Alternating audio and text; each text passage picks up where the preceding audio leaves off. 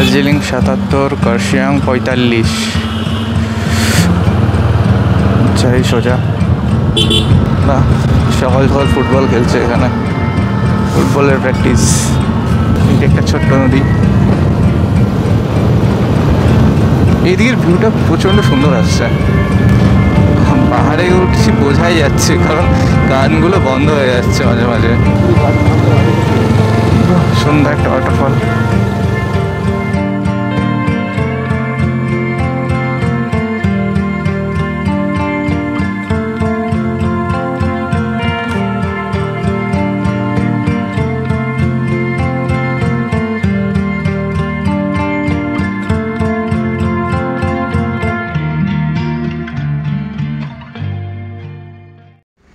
এখন ৮টা বাজছে, তো সকাল সকালই চেক আউট করে নিলাম, কারণ আমাদের প্ল্যান আছে এখান থেকে সোজা যাব কার্শিয়াং, ওখানে একটা স্টে নেব।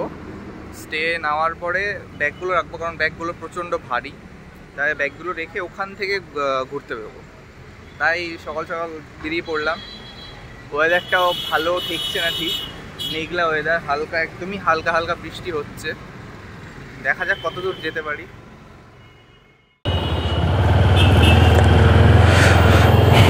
অবশেষে বেরিয়ে পড়লাম শিলিগুড়ি থেকে। এখন ডেস্টিনেশন কার্শিয়াং। প্ল্যান তো আছে ওখানে গিয়ে আগে ব্যাগগুলো রাখবো, তারপরে ঘুরতে বেরোবো। আর ওয়েদারের যা অবস্থা, মেঘ হয়ে আছে, কখন রাস্তার মাঝে যে বৃষ্টি দেবে কোনো ঠিক নেই। বৃষ্টি পড়ছে তাও হালকা হালকা। এইটা সব গাড়ি স্ট্যান্ড, এখান থেকে যত সম্ভব গাড়িগুলো ভাড়া করে সব টুরিস্টরা ঘুরতে যায়। দার্জিলিং ৭৭, কার্শিয়াং ৪৫। যাই সোজা। এই ওয়েদারে কেমন যে ভিউ পাবো সেটাও বুঝতে পারছি না, তাও দেখি। বা সকাল সকাল ফুটবল খেলছে এখানে, ফুটবলের প্র্যাকটিস। ভাবছি সামনে কোথাও একটা দাঁড়িয়ে রেইনকোটটা পরে নিই, নাহলে আবার একটু জোরে পড়লে আবার ভিজে যেতে পারি। তাহলে একটু দাঁড়িয়ে যাই।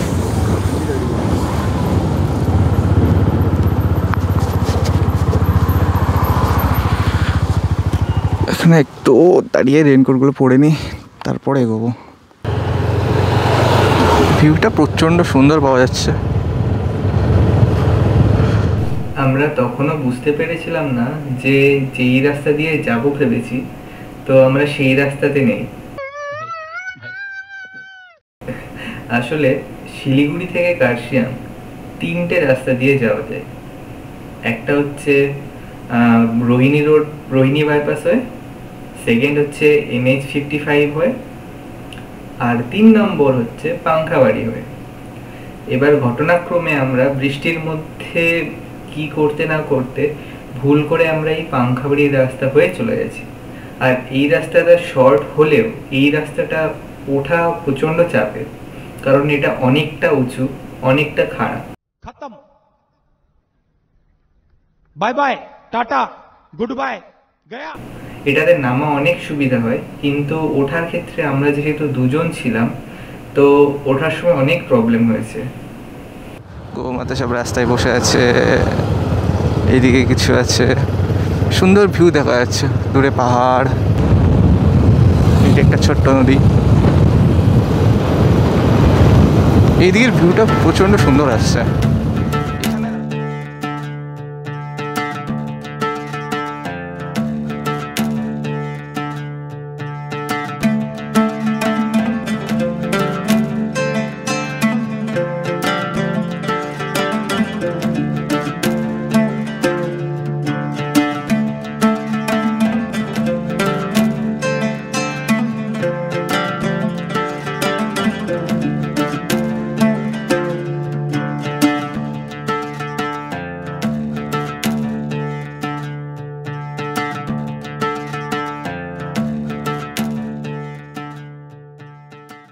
$75 years later.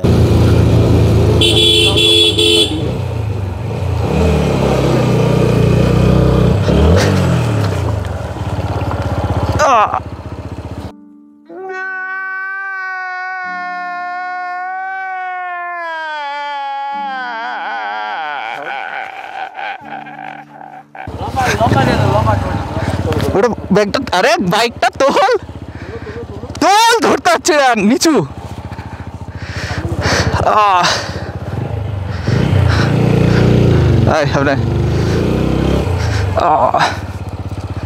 বহুত খারাপ রে, বহুত খারাপ।1 minute 37 seconds later. এখান থেকে কার্শিয়াং প্রায় 4 কিলোমিটার।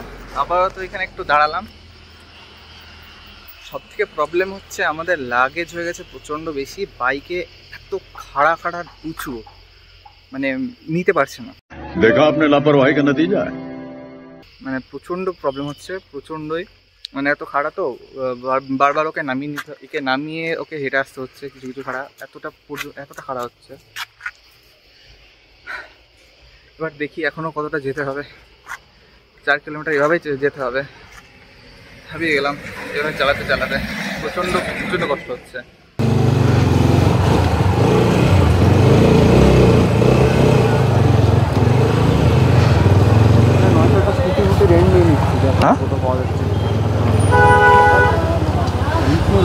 হ্যাঁ দাঁড়া, না না ওদিকে তেমন হবে না, দেখছি দাঁড়া। আশেপাশে হোটেল কোথায়? দাঁড়া ওই সামনে, আর একটু সামনে দাঁড়ায়। One eternity later. এখন প্রায় 11:30 বাজতে চললো। তো আমরা কার্শিয়াংয়ে মোটামুটি 10:30 নাগাদ ঢুকে পড়েছি। তো এসে একটা হোমস্টে নিলাম, হোমস্টেটা বেশ ভালোই। তো হোমস্টে নিয়েছি, কিন্তু যেই ওনার বললেন যে যারা এখনও আছে তারা এখনও চেক আউট হয়নি, তাদের 12টা বাজবে। তো সেই কারণে আমরা জাস্ট জিনিসপত্রটা রাখলাম, রেখে আবার একটু বেরিয়ে যাচ্ছি, একটু আশেপাশে দেখবো কি আছে না আছে, সে টুকটাক দেখে আবার চলে আসবো। এসে আবার জিনিসপত্রগুলো ঘরে রেখে ফ্রেশ ট্রেশ হয়ে নেবো। আর আসার সাথে সাথে বৃষ্টি পড়ছে পুরো, বৃষ্টির মধ্যেই ঘুরতে হবে, কিছু করার নেই। সেই জন্য রেনকোটটা পরে নিয়েছি, ভেতরের যে যা আছে। ক্যামেরাটা নিলাম আপাতত। বাপরে জ্যাম কত!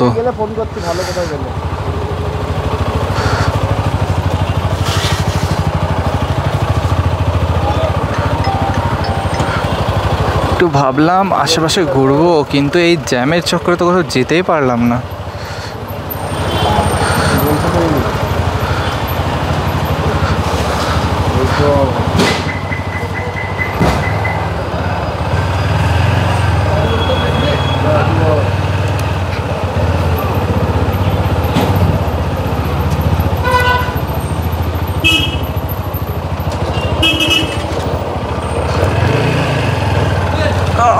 রাস্তা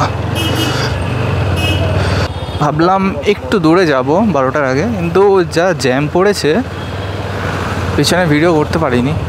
এই জ্যামের চক্করে কোথাও যেতেও পারছি না, এক জায়গাতে আটকে বসে থাকতে হচ্ছে।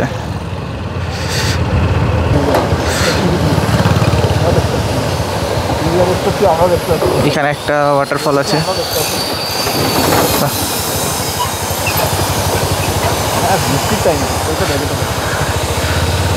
এখানে একটা ছোট্ট ওয়াটারফল।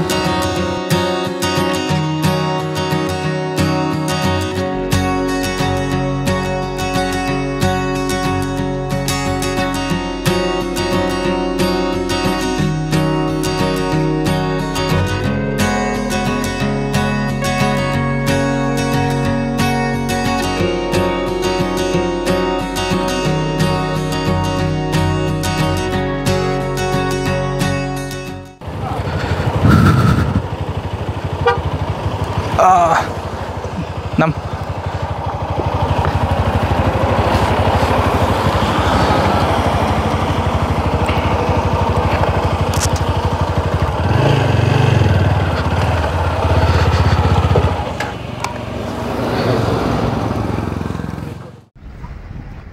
ঘুরতে বেরিয়ে এখন এদিক ওদিকই করে বেরোচ্ছি।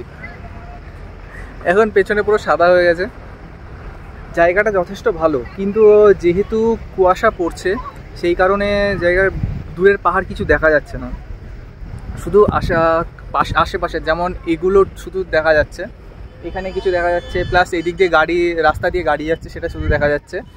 কিন্তু যে দূরের পাহাড়, এই দিক থেকে যে সব দূরে পাহাড় আছে, পাহাড় বাড়ি কিছু আছে, কিচ্ছু দেখা যাচ্ছে না, পুরো সাদা। আর এখানে মাঝে মধ্যে এইভাবে কুয়াশা বয়ে চলে যাচ্ছে। এখানে দাঁড়িয়েছিলাম কিছুক্ষণ, কিন্তু যা ফগ, ছবি তেমন ভালো আসলোই না।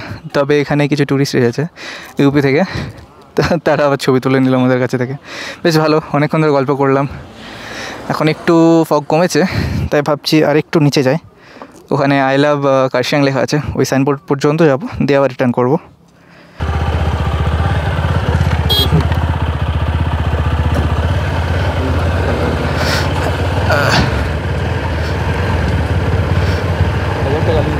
প্রচণ্ড ফগ, মানে প্রচণ্ডই, এখান থেকে কিছু দেখা যাচ্ছে না সামনে।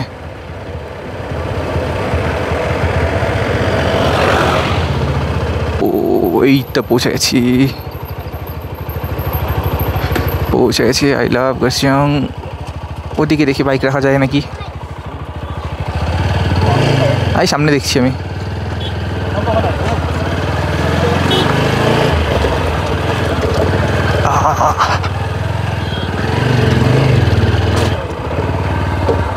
পৌঁছে গেছি, আবার এখানে কিছুটা ফটোশ্যুট করবো, দিয়ে বেরিয়ে যাবো। এখানে এসেও সেই একই অবস্থা, শুধু এই স্পটটুকুই দেখা যাচ্ছে, বাকি সব কুয়াশাতে ভর্তি। এমনকি যদি 4-5 হাত এগোই সেটাতেও দেখা যাচ্ছে না। এখানে শুধু আসলাম এই যে আই লাভ কার্শিয়াং এটা দেখার জন্য এসে, আর বাকি কিছু দেখা যাচ্ছে না, শুধু এই আই লাভ কার্শিয়াংটাই দেখা যাচ্ছে। বাকি সব কুয়াশাতে ভর্তি, কুয়াশা মানে কি যাচ্ছে তাই অবস্থা। এখন এইটা দিয়ে এই রাস্তাটা দিয়ে আসলাম শুধু এইটা দেখার জন্য, আই লাভ কার্শিয়াং। কিন্তু শুধু এটাই দেখা যাচ্ছে, বাকি এদিকে কিচ্ছু নেই, কিচ্ছু না, পুরো কুয়াশাতে ভর্তি। শুধু এখানে দাঁড়িয়ে যদি ছবি তুললাম, এখানে কিছু টুরিস্ট আছে এসে ছবি তুলছে, যদি এদিকে এসেও ছবি তোলা যেত, কিন্তু যা কুয়াশা, এখানে শুধু পেছনে সাদাই আসবে, আর শুধু চেহারাটা আসবে, কিচ্ছু নেই, শুধু এই পোর্শনটুকুই শুধু দেখা যাচ্ছে, আর বাকি কিচ্ছু দেখা যাচ্ছে না। সবারই একই অবস্থা, শুধু এসে নিজের ছবি তুলছে, ঠিক পাসপোর্ট সাইজের ছবি যেমন তোলে না, যে পেছনে সাদা ব্যাকগ্রাউন্ড দিয়ে, ঠিক এখানে যদি সেভাবে পোর্ট্রেট তেমন তোলা যায় ঠিক তেমনই আসবে, কিন্তু কিছু করার নেই, এটাই মেনে নিতে হবে। অনেকক্ষণ পর চলে আসলাম, এখানে টিকিট কেটে ঢুকতে হয়, তাই প্রিয়ম টিকিটটা কেটে নিচ্ছে। আর আরেকটা জিনিস হচ্ছে, এই ওয়াচ টাওয়ারটা আছে, ওয়াচ টাওয়ারটায় ওঠা, কিন্তু এখন যে ওয়েদারটা, তো উঠে লাভ হবে না, কারণ পুরোটাই কুয়াশাতে ঢাকা। উঠবো না ভেবেও এসে উঠলাম, মানে তাও দেখতে যে আদৌ কতটা আসছে। উঠে বাইরে তো দূরের কথা, এখান থেকে নিচের পার্কটাই দেখা যাচ্ছে না, এতটা কুয়াশা হয়ে গেছে। এই যে পার্কটা, শুধু হালকার ওপর দিয়ে ডাইনোসরটা দেখা যাচ্ছে, আর কিছু লোক দেখা যাচ্ছে, এর বেশি কিছুই দেখা যাচ্ছে না। এত কুয়াশা হলে ঘুরতে এসে শান্তি পাওয়া যায়? শুধু কুয়াশার কুয়াশা, এমনকি এর ভেতরেও। এখান থেকে কিছুটা যদি দূরে যায়, যেমন প্রিয়ম ওখানে আছে, আমি যদি এখানে চলে আসি, তাই ওকে কুয়াশার জন্য চেহারা দেখা যাবে না, দূরে বাদি দিয়ে দিলাম। কত ভেবেছিলাম এখান থেকে কত সুন্দর ভিউ দেখব, আসলে এখান থেকে অনেক ভালো ভিউ দেখতে পাওয়া যায়, কিন্তু আমাদের কপাল এই পার্কে থাকা বলতে, এখানে একটা, ওখানে একটা ডাইনোসর আছে, এই টিরেক্সটা আছে, টিরেক্সের মুখে আবার ফাতা দিয়ে দিয়েছে, শাকাহারি করে দিয়েছে টিরেক্সটাকে। আর দূরে দুটো জিব্রা দেখা যাচ্ছে, আর এইখানে একটা বাঘ আছে। বাঘটা তো আছে, তবে বাঘটা লেজ ভেঙে গেছে। অনেকক্ষণ পরে মেঘটা একটু পরিষ্কার হলো, কিছুটা ভিউ পাওয়া যাচ্ছে।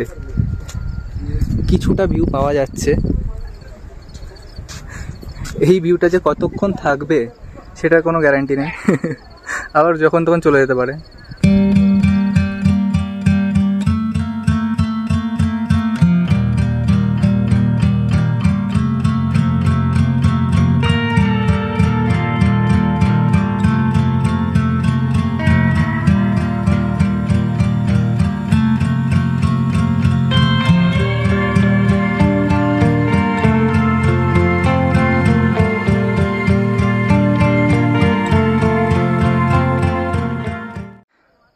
এখান থেকে ওই যে দূরে দেখা যাচ্ছে, ওই যে ওখানে হনুমান মন্দির, ওখানে যাবো ভেবেছিলাম, কিন্তু যা কুয়াশা পড়েছিল ওই ভিউ পয়েন্ট থেকে কিছু দেখতে পেতাম না, তাই আর গেলাম না। কিন্তু এখানে এসে যে ক্লিয়ার হয়ে যাবে সেটা ভাবতে পারিনি। দিয়ে এই যে এতটুকুই ভিউ পাওয়া যাচ্ছে।